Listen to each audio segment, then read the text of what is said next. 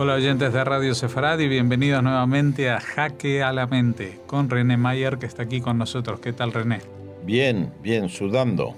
Sudando en este verano asesino que tenemos en Madrid, y vamos a seguir hablando de los hipermodernos, esta escuela que a principio, bueno, los años 20, ¿no? Más o menos del siglo XX, sí. Pues quiso revisar los postulados de estos grandes maestros de los que hemos hablado hasta ahora, como Steinitz, como Lasker, Tarrasch, que eran llamados modernos entonces, y entonces estos eran más modernos que los modernos, los hipermodernos. Hablamos de dos figuras la vez anterior, de los Breyer y Grünfeld. Y Grünfeld, que no son los esenciales. No son los esenciales, pero son también parte de la escuela. Parte de la escuela y también del concepto que dijimos, sí, que el centro ya no era el objetivo principal, que se podía atacar desde los costados. Desde los flancos. Desde los flancos, con esta técnica. A través del fianchetto. Del fianchetto. Se deja ocupar el centro y después se ataca, se controla lateralmente. Muy bien, pues una técnica que nos recuerda a estos ejércitos de soldados, ¿no? Sí, que a veces en los se deja atacar y después por los flancos se los rodea. Le ataca. Pues vamos a seguir hablando de esta escuela de hipermodernos con un personaje que promete ser muy impactante, porque ya cuando hace 2 semanas presentamos a esta escuela, hablamos de Tartakover y decíamos de todos de dónde habían nacido, y Tartakover era muy difícil hasta decir de dónde era. Tuvo una vida, por decir algo, caótica.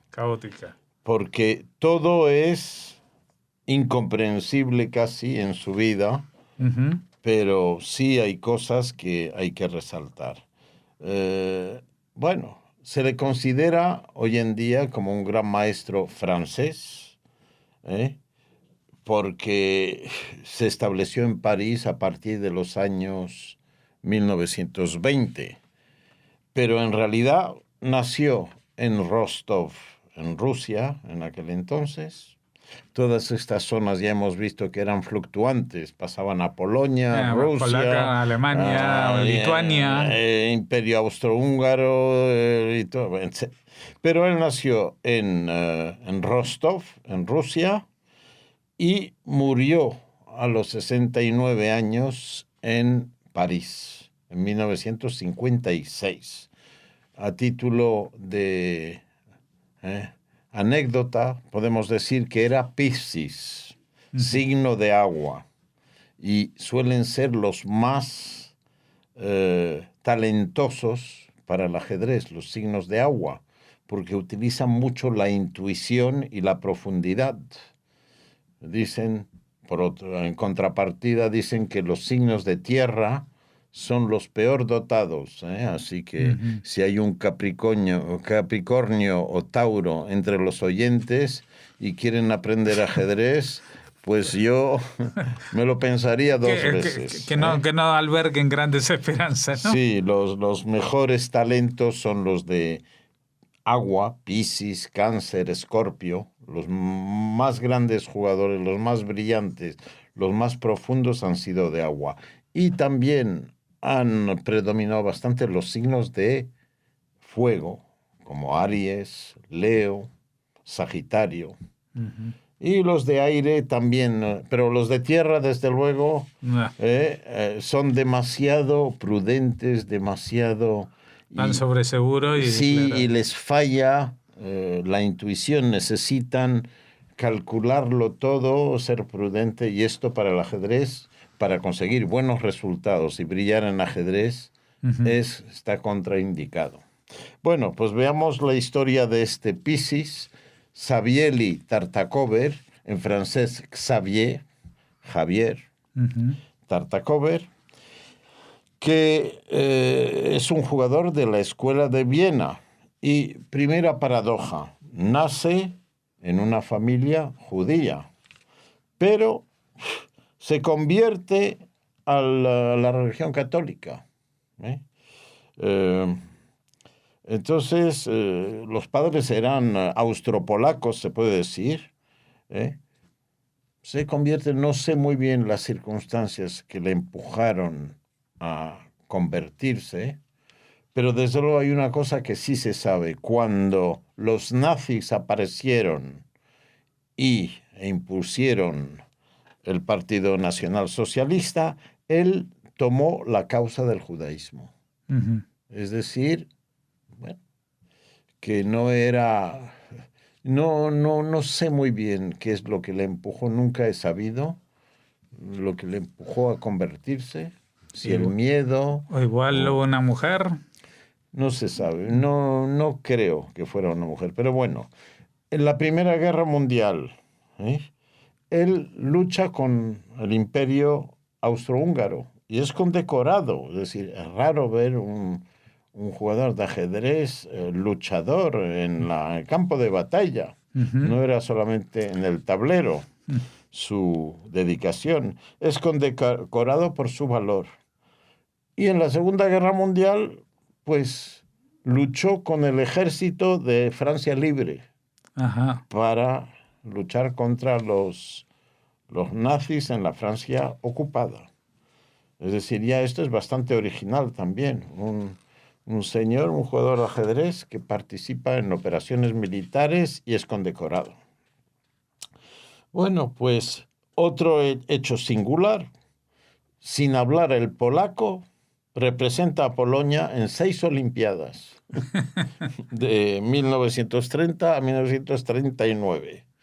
Este es un, Esto parece las selecciones de fútbol que hay hoy en día en sí, Europa. sí, es una especie de Messi infiltrado en Europa. Bueno, este hombre, este Tartakover, desde luego, por cualquier lado que se le mire, siempre tiene algo Original. original y muy sui generis, ¿eh?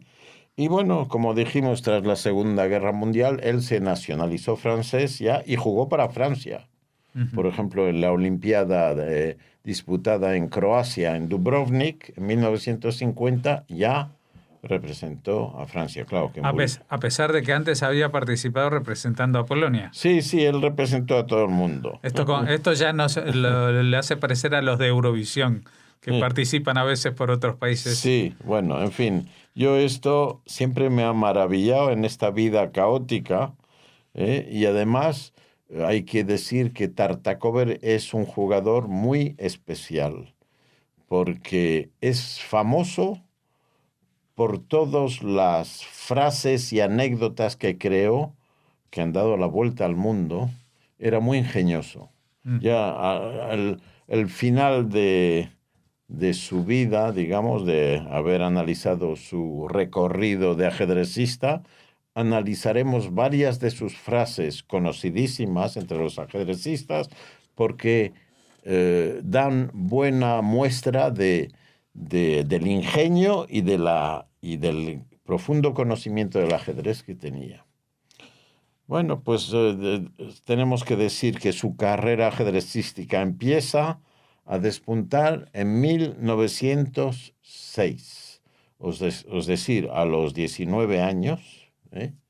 Ya en el Hauptturnier de Nuremberg, el torneo principal de Nuremberg, ya obtiene buenos resultados, que se extenderían hasta la Primera Guerra Mundial. Quedó tercero en Viena en 1907, segundo en Múnich en 1909, segundo en Viena en 1910, y ahí hay que destacar que perdió con Reti en 11 jugadas. Esto es rarísimo en ajedrez, perder en 11 jugadas una partida. ¿Por qué es tan raro? Porque es que debe ser un error garrafal o una omisión terrible que permite un desenlace fulminante. Y eso no suena. La apertura suele durar 10, 12, 15 jugadas. Es decir, que... En 11 jugadas. 11 jugadas. Claro, yo estaba blancas, pensando negras, en partidos. 11, blanca, negra, blanca, negra, blanca, negra. A la 11ª, mate. Esto dieron. es como ese mate loco que hay de que... Sí, pero esto era un sacrificio brillante de dama. Ajá. Que sale de la nada y que no había previsto. Y que ha dado la vuelta al mundo, porque es una jugada preciosa. Es una entrega de dama contra el rey que se ve obligado. Después hay un jaque doble a la descubierta y un mate. Estaba muy encubierto, porque precisamente había un alfil ahí entre la torre y la dama que después se desata. Después del sacrificio gana tiempo, atrae al rey y el mate es inevitable en 2 variantes. Y esto le pilló por sorpresa y hubiera podido pillar por sorpresa a cualquier jugador, porque realmente es inesperada. Pero era una jugada de Reti. Una jugada de Reti, una partida brillantísima. Del cual hablaremos en la próxima entrega, porque era otro de estos hipermodernos. Sí. Esto fue una derrota, vamos, de lo más fulminante, de lo más espectacular que existe en el mundo del tablero. Entre los grandes maestros, las partidas... Hay miniaturas. Miniaturas son partidas que duran 20 jugadas o menos, pero hay pocas. Tiene que haber un gran error o una iniciativa enorme, un sacrificio inesperado, algo así, algo anormal. Normalmente, si la partida transcurre por derroteros normales, lo que suele ocurrir, 30 o 40 jugadas. Se produce un desequilibrio material a raíz de una presión que ejerce uno de los dos bandos, gana un peón, se encamina hacia el final y gana. El final con un peón de más, el 80-85% de las veces se impone el bando que tiene esta ventaja material.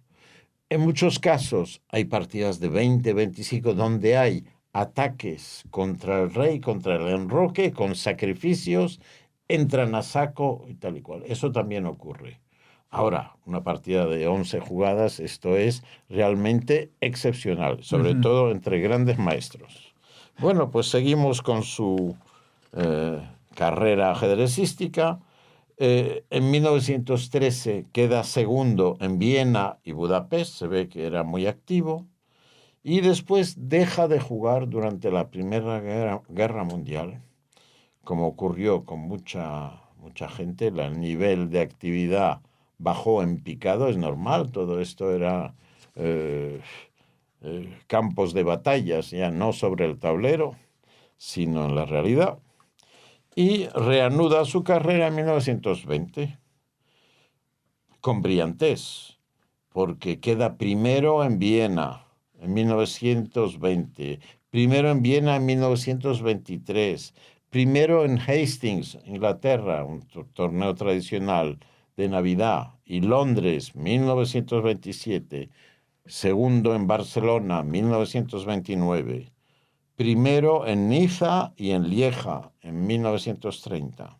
Primero en Varsovia y Lodz, Polonia, 1935. Y, bueno, después de la Segunda Guerra Mundial, también inactividad. Él ya está viviendo en Francia, claro, pero toda actividad cesa. Y luego, después de la Segunda Guerra Mundial, reanuda, pero esta vez ya flojea bastante. Ya a partir de la segunda, queda, es verdad, primero otra vez en Hastings en 1946 y en Venecia en 1947, pero a partir de ahí ya no tiene la energía, hay jóvenes jugadores que van subiendo y ya es muy difícil obtener los mismos resultados. Su nivel de ajedrez baja también porque se dedica más a escribir que a jugar. Tenía un talento para escribir, ya veremos ahora. Y además hay otra cosa que es muy interesante. Tenía una afición al juego. Y juego, no de ajedrez. No, y contrajo deudas. De modo que cuando murió en 1956, estaba prácticamente arruinado en París. Ujú. Entonces, vale la pena analizar. Bueno, primero hay que decir que tiene obras importantes de ajedrez técnico, como por ejemplo el que publicó en Viena en 1925, Die Hypermoderne Schachpartie, la partida hipermoderna. Entonces él ya realmente participa del movimiento de la escuela hipermoderna con escritos que no son los más importantes, pero sí son esenciales. Los más importantes los escribió Nimzowitsch, sobre todo, y Reti también. La segunda obra suya, que es muy conocida, Am Baum der Schacherkenntnis, en Viena, 1921, en el árbol del conocimiento ajedrecístico. Y por fin, Das Neuromantische Schach, el ajedrez neorromántico, en Berlín, 1927. Es cuando escribió sus principales obras, en los años 20. Pero vamos a citar algunas sentencias, se puede decir máximas, anécdotas, que él escribió en torno a la actividad ajedrecística. Son muy conocidas. Por ejemplo, decía en un momento, no es suficiente ser un buen jugador, hay que jugar bien. Ujú. Es decir, que no es porque tú Tengas la tengas fama. la fama y tal, es que hay que hacer las buenas jugadas.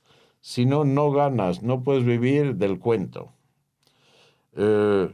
Una frase muy ingeniosa que tiene, que es conocidísima, es que la táctica es saber lo que hay que hacer cuando hay algo que hacer preciso, sacrificar una pieza para destrozar el enroque, por ejemplo, eso es táctica. Y la estrategia es hacer algo cuando no hay nada preciso que hacer, es decir, maniobrar, tener un plan, etc. Está muy bien definido de una forma humorística, pero es así. La táctica es, hay un momento en que se puede ganar y hay que hacerlo porque a la jugada siguiente ya no se puede ganar con esta jugada. Son momentos únicos, oportunidades que si no se aprovechan, ya no se puede ganar. Bueno, una frase también muy famosa suya es: los errores están ahí esperando a que los cometan. Están ahí planeando sobre el tablero, Agazapados, sí. agazapados, ni siquiera, es decir, que la potencialidad del error planea sobre cualquier jugador. Es facilísimo meter la pata en ajedrez. Claro. Basta con que uno se distraiga un momento, confunda una posición con otra en los cálculos, eso se llama error residual. Crees que el alfil está aquí en tus cálculos, pero ya está acá y te has equivocado. Errores hay de muchísima índole, diferentes, de muchos tipos, pero es facilísimo el cansancio, la falta de tiempo en el reloj que te hace jugar rápido y metes la pata aunque hayas dominado en toda la partida, en fin, un sinfín de posibilidades de explicaciones del error. Otra frase humorística esta vez: nunca derroté a un jugador que estuviera sano. Eso. Sí, ¿y por qué dice esto? Porque cuando un jugador pierde, no suele reconocer y avanza un pretexto. He dormido mal. La cabeza, el hombro.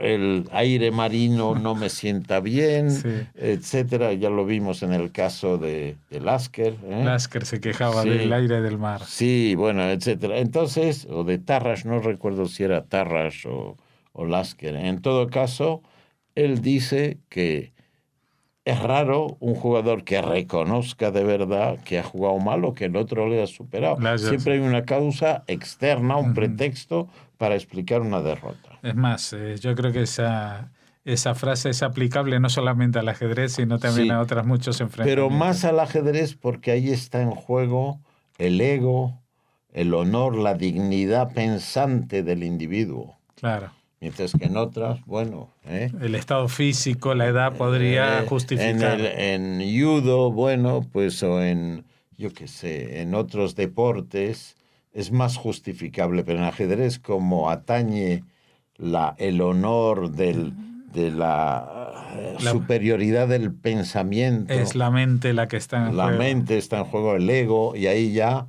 la mala fe es mucho más evidente. Bueno, ¿te parece si tienes una última frase? No, hay unas cuantas frases que conviene y ya lo dejamos, quedan muy pocas. Dice, en el ajedrez, el que comete el penúltimo error es el que gana. Uh-huh. También es una frase muy ingeniosa, pues claro. El que es el último es el que pierde. Es que quiere decir que todo el mundo comete errores y el que tiene la suerte de cometer el penúltimo, pues se salva y, bueno, en fin. Es una frase brillante y es cierta. Otra, solo un jugador fuerte sabe cuán débil es su juego. Uh-huh. Otra, muy divertida, del ajedrez no se puede vivir, pero sí morir. Porque hay poco dinero, y claro, y es una vida muy dura la del ajedrecista. Otra, nadie ha ganado nunca una partida abandonando. Eso está muy bien. Está muy bien esta porque... Esta es una lección de vida también. Sí, es decir, que es una perogrullada, pero que tiene su... Es decir, hay que luchar hasta el final, porque siempre cabe la posibilidad de un milagro. Uh-huh. Otra, siempre es mejor sacrificar el material del oponente, del rival. Sacrificar el otro. Sí, se ve mucho en los análisis. Se podía, claro, con las piezas del otro es muy fácil, pero con las tuyas... Con las propias no. No es tan... Y, por fin, la última frase que tiene, que es divertida, es que todos los ajedrecistas deberían tener un hobby, un pasatiempo. Dando a entender que el ajedrez es una dedicación absoluta, ¿no? Absoluta y muy tensa y muy exigente, y que por lo tanto no es un pasatiempo. Como tampoco es un pasatiempo este programa en el que nosotros, hablando de los ajedrecistas judíos, estamos aprendiendo un montón contigo. Te agradecemos mucho, René Mayer, que nos hayas hoy deleitado con con la vida y con las andanzas. Las andanzas de Javier Tartacover. Te esperamos aquí dentro de 2 semanas para seguir hablando y terminar el conjunto de estos 5... de este quinteto de los hipermodernos en el ajedrez. Muchas gracias. Sí.